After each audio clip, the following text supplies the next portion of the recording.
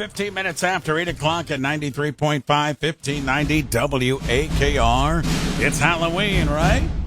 And I'm sure our next guest has something for you. Film study professor Joe Fortunato on board with us because you know it's Friday. And what does Joe do? He takes us to film school on Friday mornings. Good morning, Joe. What do you have for us today? Good morning, Ray. I've got something pretty special today, I think, and it's Halloween. So happy Halloween, everybody. And in honor of Halloween, we're going to do one of my favorite Halloween movies, Kiss Meets the Phantom of the Park. And you're thinking, wait a minute, that was a TV movie, wasn't it? Yes, it was.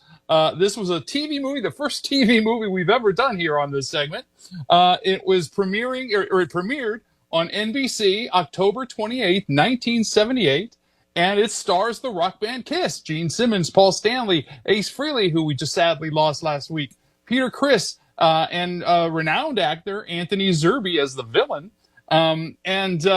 This was the second highest rated TV movie of 1978. It has gone down, is a little bit cheesy in history. It's sort of a cheesy memory, but people like myself, lifelong Kiss fans, love the film. It's one of those sort of that falls into the it's so bad it's good categories. And so we want to talk about that today. And for those who've never seen it or even heard of it, the log line is this: Kiss, a rock band made up of superheroes, yeah, you heard that right, battles an evil inventor who has plans for destruction at a California amusement park. And like I said, despite its chaotic production and very mixed reviews, the movie has become a cult phenomenon among fans for its very campy charm and its 1970s excess. It was pitched originally as Kiss, or it was pitched to Kiss as A Hard Day's Night meets Star Wars. And that sounds weird, but it's actually kind of accurate. It was inspired by the band's Marvel comic, where the members gained superpowers through these magical talismans that they had. It was shot at Six Flags Magic Mountain in California. That's the amusement park I referenced. And the park had to shut down one of its roller coasters because the band's music was so loud when they were filming some scenes. It cost about $2 to $3 million, which is a huge amount of money for a TV movie, especially back then. And it aired on NBC, as I said, during Kiss's peak popularity. This is peak Kiss in the 70s here. And though it was a TV movie in the U.S., it was released theatrically overseas under the title Attack of the Phantoms, with some extra scenes and some extra songs. So technically we keep up our streak as presenting classic movies here on Fortunato Film School. Anyway, Gene Simmons and Paul Stanley kind of mocked Peter Criss's mispronunciation of talismans, which led him to storm off the set. It was there was some intrigue offset. Like I said, Peter Criss refused to perform or return for dialogue looping, where they kind of re-record dialogue. So all of his lines were dubbed by a character actor that worked for Hanna-Barbera. And I mention that because Hanna-Barbera produced this. Yes, the cartoon people produced this film. And if you hear Peter Criss's talking voice in this movie, you might recognize it from a very common voice in the Hanna-Barbera cartoons. The writers followed Kiss around to kind of capture their personalities. And because Ace Frehley barely spoke, they initially just put all of his dialogue as ack. And I can't even say that very well on the radio because it was just sort of an inaudible response. As a result, Ace kind of skipped filming. And then, like I said, we just lost him. And I feel very sad about that. But I'm not going to do him too much justice here in some of the shenanigans that he did off screen. He often skipped filming, and he was replaced by a stunt double who was of African-American descent, wearing his Kiss makeup, and that looked a little bit cheesy as well. And I mentioned Hanna-Barbera. It's sort of got cartoon-style fight music that's added later to make the movie less frightening and appeal to younger fans, which was one of the controversies about Kiss around that time. Is the hard rock fans were getting a little bit annoyed that the band was going increasingly into things like this kind of cheesy movie and comic books and toys and merchandise and stuff like that. So that sort of represented that as well. Anthony Zerbe, who plays Abner Devereaux, the villain in the movie, the title Phantom, he actually omits this movie from his official resume. So it's a love it or hate it kind of thing, and fans like myself kind of love it.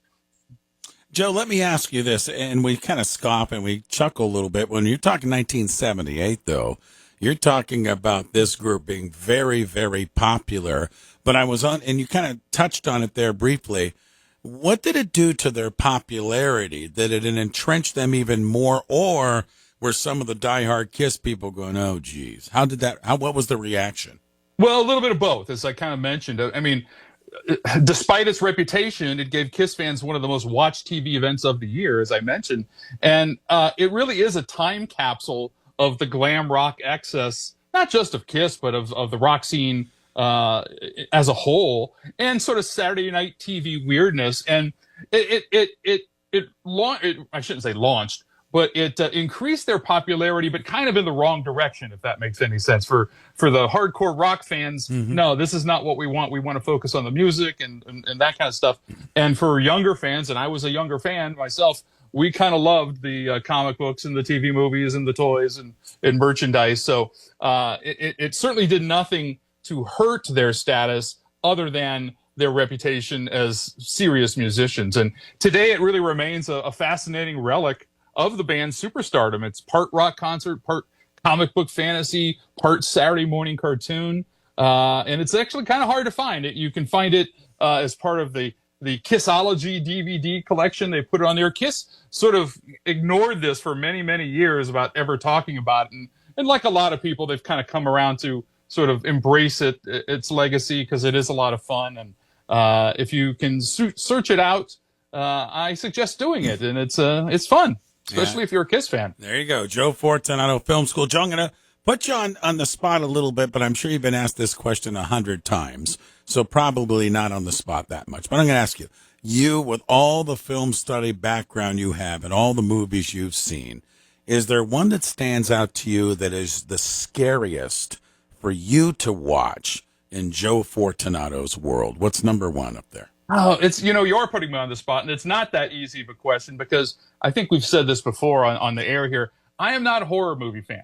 So, I don't really watch the genre that much. So I guess I would kind of just go with a straight down the middle classic. I'm just because you're asking me for an answer, sure, I might say The Exorcist. It's a classic. It's well regarded, that kind of stuff.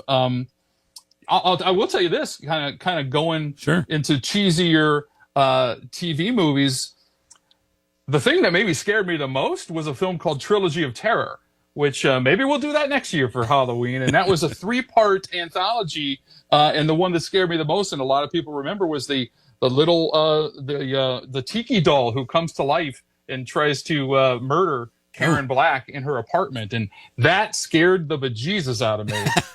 Even to this day, I have a hard time watching it as an adult, just because it triggers me so much. Yeah, my scary movie, and again, it's not horror movie, but it gets me jumping, is that original Alien movie.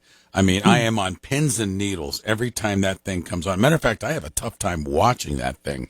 It scares me so much. Okay, let's go to your website. What do you have happening? Where are you going to be? Yeah, everybody just go to visit joefortunato.net, and you can check out all the goings-ons in my world. And the thing that I'm most excited about, that I want to tell everybody here in our area, is that we will be doing Fortunato Film School live on December 6th. We're going to be doing, for the holidays, It's a Wonderful Life. That will be at Jilly's, downtown Akron, and that'll start the doors will open at 11 a.m. The movie will start at 11:30 a.m., and you can come down there, watch one of the all-time classic Christmas films, learn a lot about it, enjoy the film, and have a delicious brunch at Jilly's. And the tickets are available now, so they're already starting to sell. So you want to get your tickets now. Go to joefortunato.net. You can also go to Jilly's Music Room website, and you can search Facebook for Fortunato Film School Live.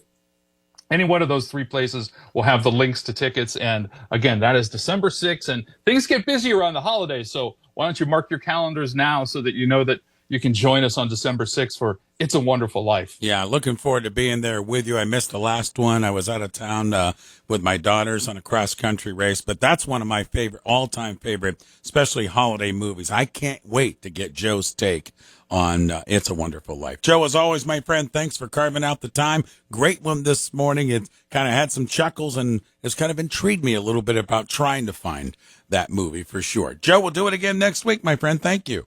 All right, I look forward to it. See you, everybody, and happy Halloween. There you go. 25 minutes after 8 o'clock, Joe Fortunato joins us Fridays at this time as he takes us to film school here in the morning show. 93.5, 1590 WAKR.